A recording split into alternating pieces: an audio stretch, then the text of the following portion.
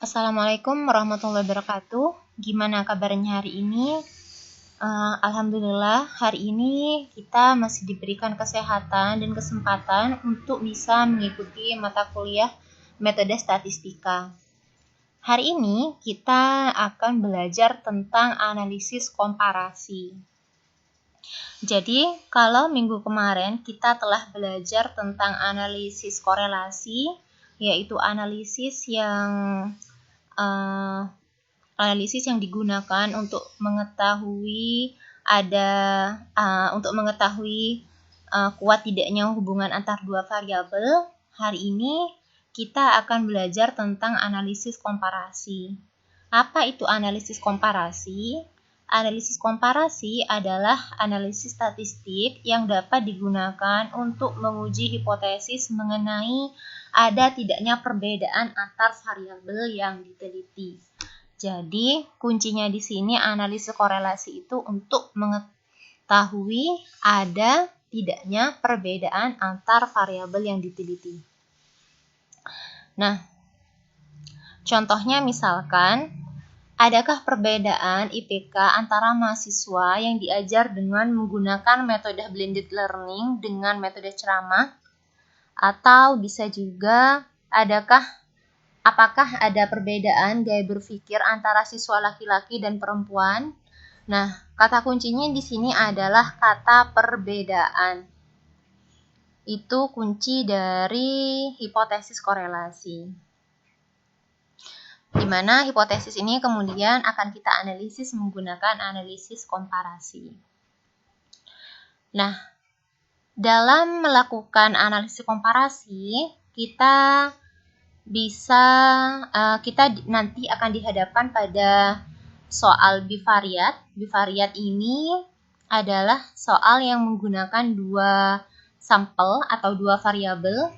Nah, untuk dua variabel atau dua sampel, nanti teknik analisis yang bisa kita gunakan adalah chi-kuadrat, Wilcox-Matt's test, Mann-Whitney test, dan T-student atau t-test.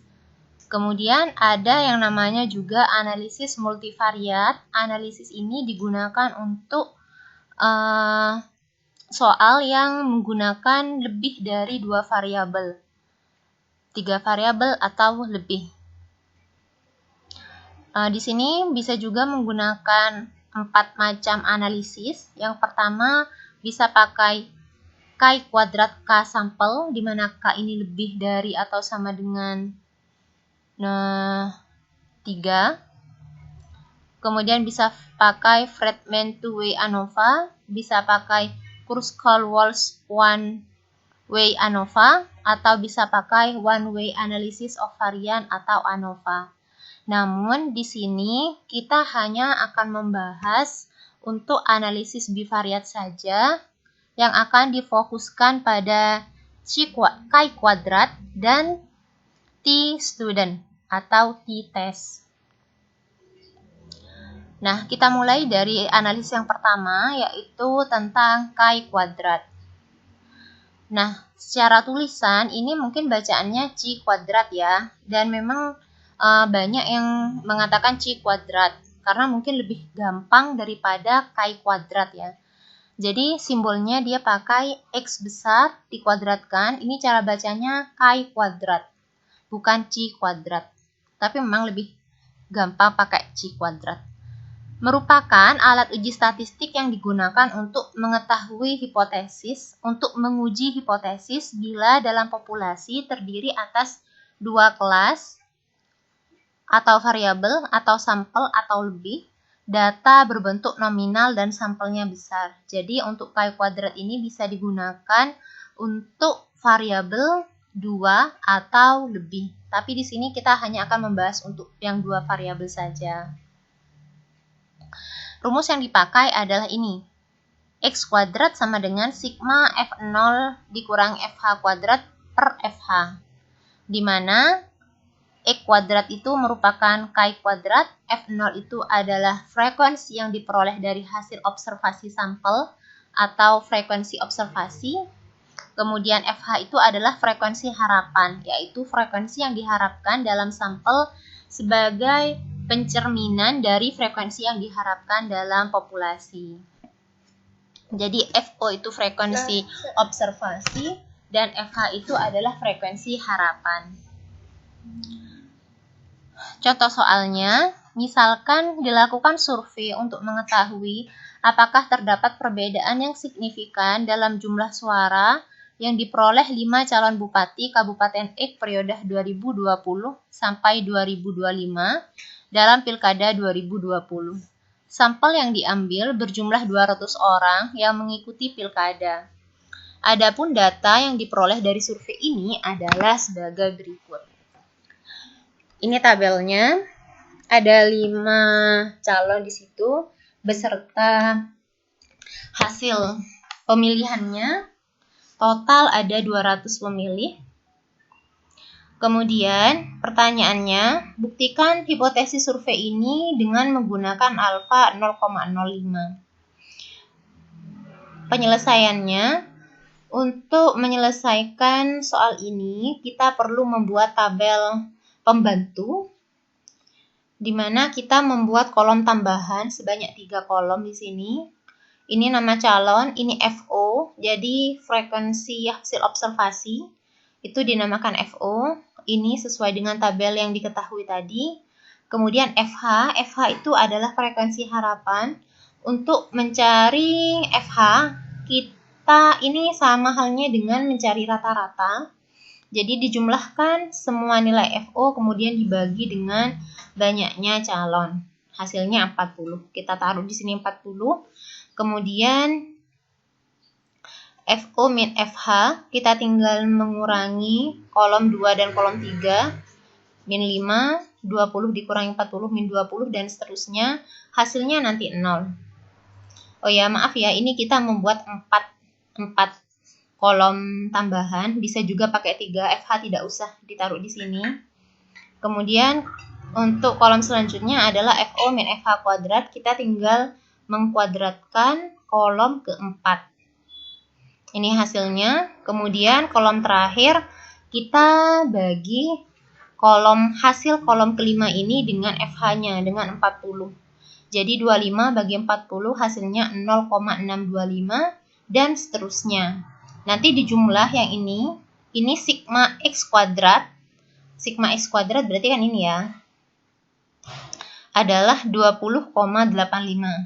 X kuadrat maksud saya, X kuadrat itu adalah sigma dari kolom ke ini atau jumlah keseluruhan kolom terakhir yang hasilnya 20,85. Jadi langkah-langkah analisisnya kalau kita pakai langkah-langkah uji hipotesis. Jadi yang pertama, kita rumuskan H0. H0 itu menggunakan kata tidak.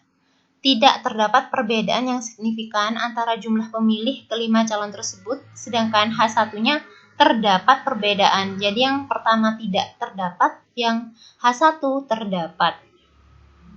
Yang ketiga, alfanya 0,05, kriteria penolakan H0.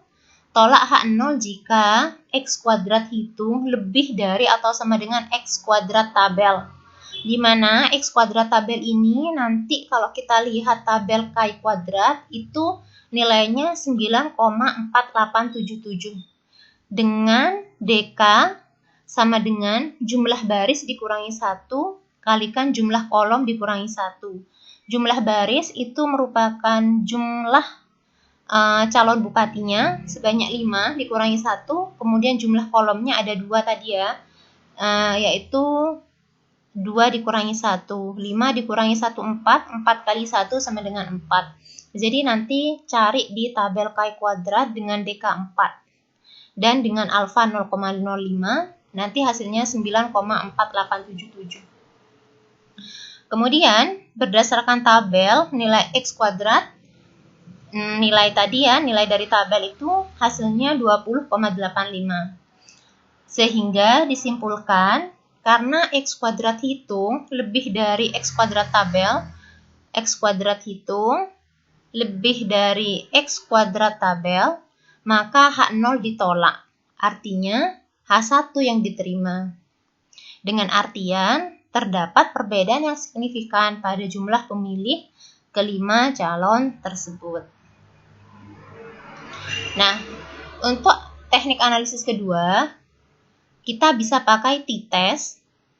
T-test itu adalah alat uji statistik yang digunakan untuk menguji hipotesis komparatif dua sampel bila datanya berada pada skala interval atau rasio. Jadi t-test ini hanya bisa digunakan untuk dua sampel atau dua variabel. Jadi tidak bisa lebih dari situ. Dan datanya itu harus berskala interval atau rasio. Jadi harus berbentuk kualitatif.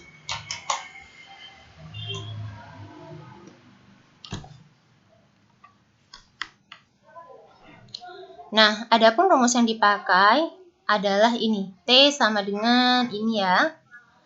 Kemudian ini keterangannya. Jadi X1 bar itu adalah rata-rata kelompok 1 atau bisa juga dengan kelompok eksperimen, yaitu kelompok yang diberi perlakuan. Kemudian X2 bar itu adalah rata-rata kelompok 2 atau yang tidak diberi perlakuan atau diberi nama kelas kontrol. N itu adalah jumlah kelompok, sedangkan X kuadrat itu adalah varian. Di mana rumus untuk mencari rata-rata dan varian adalah ini. Nah, kita langsung masuk ke contoh. Berikut ini disajikan data nilai siswa yang diajar menggunakan metode blended learning dengan metode ceramah. Ini hasilnya. Pertanyaannya, ujilah apakah ada perbedaan hasil belajar siswa yang diajar menggunakan metode blended learning dengan metode ceramah. Gunakan taraf signifikan 5% atau alfanya 0,05. Penyelesaiannya, seperti biasa, kita gunakan analisis uji hipotesis ya. Jadi yang pertama kita rumuskan H0. H0 itu tidak ada perbedaan. Bunyinya tidak ada perbedaan prestasi belajar siswa yang diajar menggunakan metode blended learning dengan metode ceramah, sedangkan H1 itu ada perbedaan. Kalau H0 tidak ada, kalau H1 ada. Alfanya 0,05, kriteria penolakan H0, tolak H0 jika T hitung lebih dari atau sama dengan T tabel, di mana T tabel diperoleh 2,10. DK-nya N1 tambah N2 dikurangi 2, N1 ada 10, N2 ada 10 dikurangi 2, hasilnya, maaf ya, ini 18 ya. Ini 18 ya, DK-nya 18. Nanti silakan dicari DK 18 untuk alfa 0,05, hasilnya 2,10 ya. Kemudian yang langkah kelima adalah menghitung nilai T. Untuk menghitung nilai T, kita membutuhkan kolom tambahan.